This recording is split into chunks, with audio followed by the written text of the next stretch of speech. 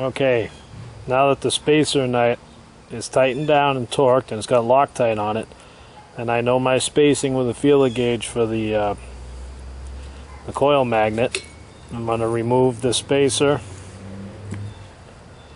and I have to remove the coil because the new alternator has to go underneath the coil. Now it's a very heavy magnet, so take your time.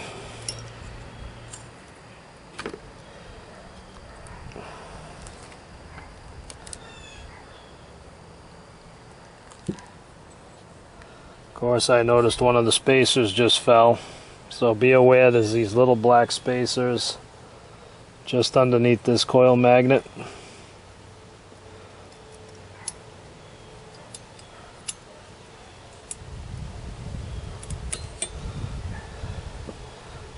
Get the needle nose out.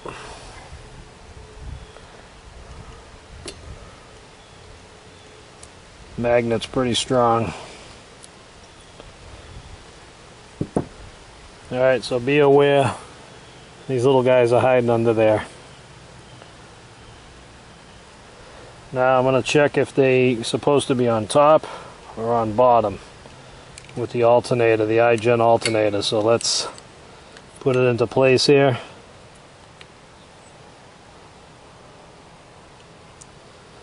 Okay, they have to be on top for the magnet spacing. Or does it take the place of it?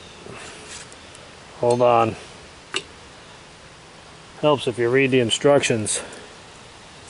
This takes up, if you notice, it takes up the spacing, so you don't need the spacers back in the motor when you put it back together. I guess if I read the instructions it would work good, but I'm a guy, you don't need instructions. Alright, but I will on the I have to read the instructions on how to set the magnet height.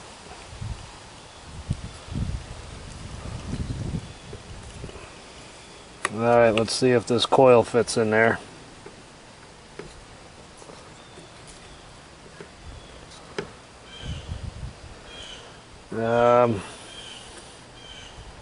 Okay, it's going to have to be done together.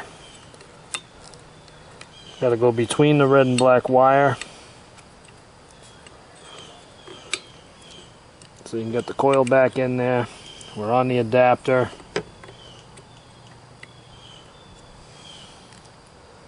Alright, what I'm going to do is get some Loctite.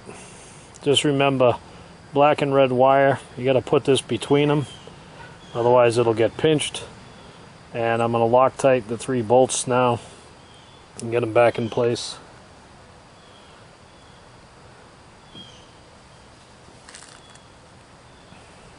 Here is the new shoulder bolt.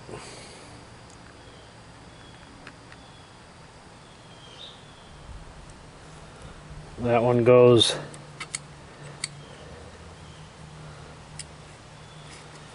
at the bottom of the alternator. Just going to put it snug. Loctite the other 2 that were originally on the motor holding the coil down.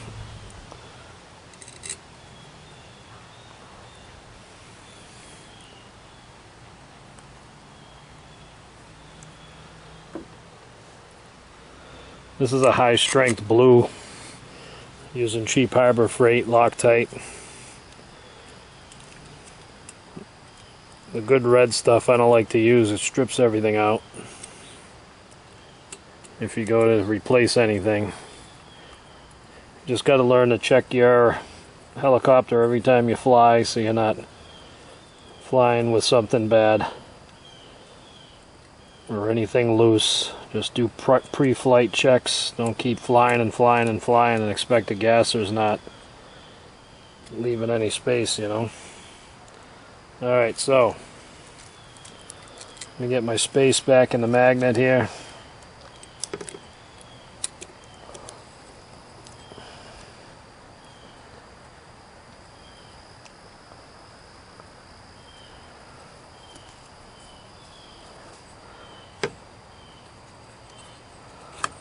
pull the magnet out of the way so it's a little easier putting this back.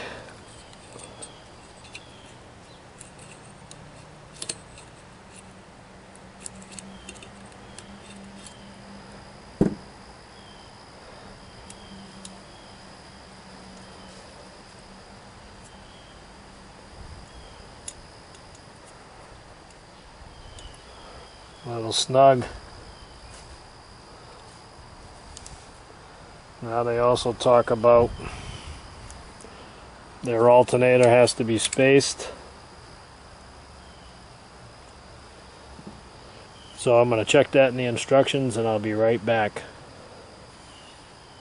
Okay, in the directions there's no spacing for the new alternator. I got the coil correct and there's nothing here, but what happens is the way this is drilled, you have a certain space right here. I'm just equaling out the space at the other end so it doesn't hit the flywheel while it's spinning. So now I'm going to tighten everything down.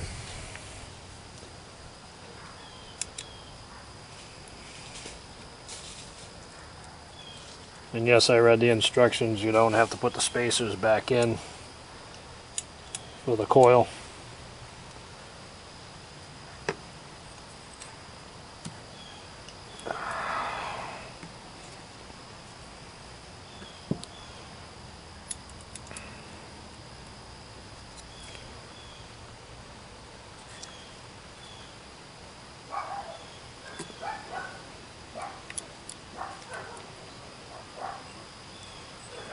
So just make sure you Loctite everything before you put it back together. The correct torque, which is just very tight.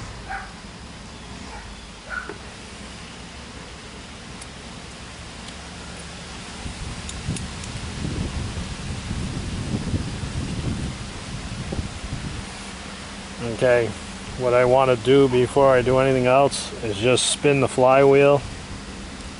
Make sure it's not hitting.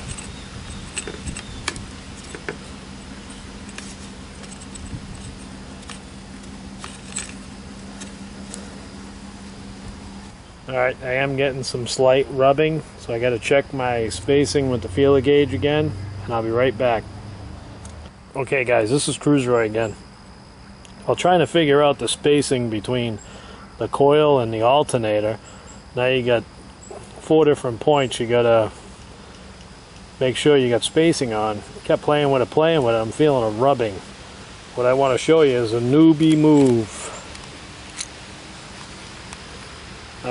While I had my hand on the side of the plastic shroud, I'm kind of squeezing it and I'm turning this, and if you look right here, the plastic shroud moves out of place very easily, like I just did now. But that's where it's hitting. Alright, so I got to fix the plastic shroud and it should be fine. But all spacing is equal.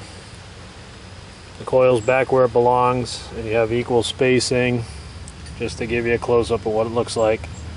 Alright, so my next task is to fix that shroud real quick.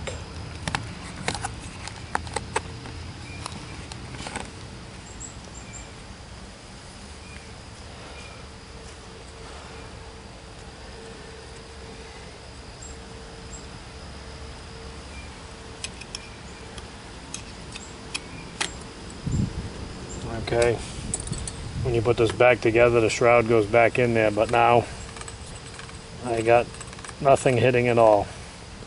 Alright, so I guess the next thing is to route the wires. You definitely don't want to come out of the spark plug area. You want to come out of the same area that the stator gate is coming out of. So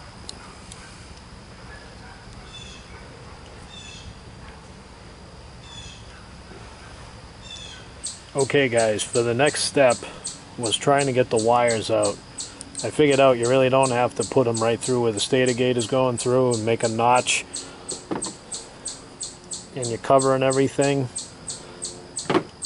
There's like a light hole right near the carburetor that it can come right out here. I'll give you a close-up with the camera.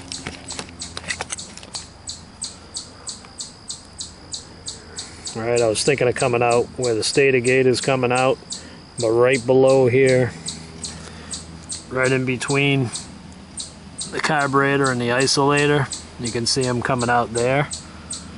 So that's where I'm going to come out. So right now, pretty much the next step is closing up the motor.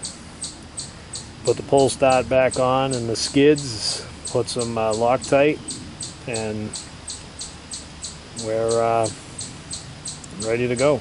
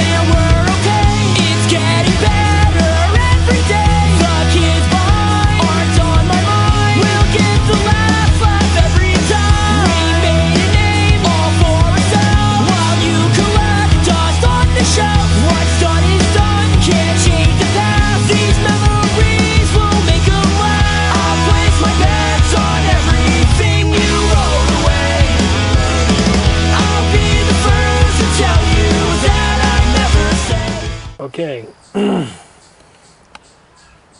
the Zenoa G270 RC motor, the pull starts back on it, and now we just got to put on the aligned skids.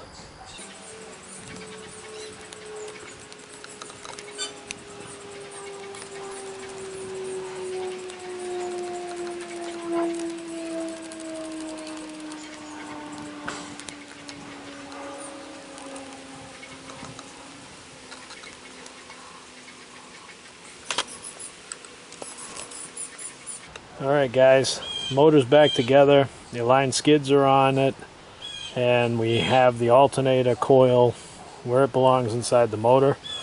The next is going to be installing their voltage regulator. And there's a couple of Y cables, and you have a voltage meter too. Alright, so let me get the bird flipped over, reset up the camera, and we'll try to figure all that out. But the hard part's done. The most hard part is getting into the motor and putting that bracket in and spacing it properly. I thought it was pretty easy, besides trying to find my tools and work with the camera on. I'll be right back, and we'll continue.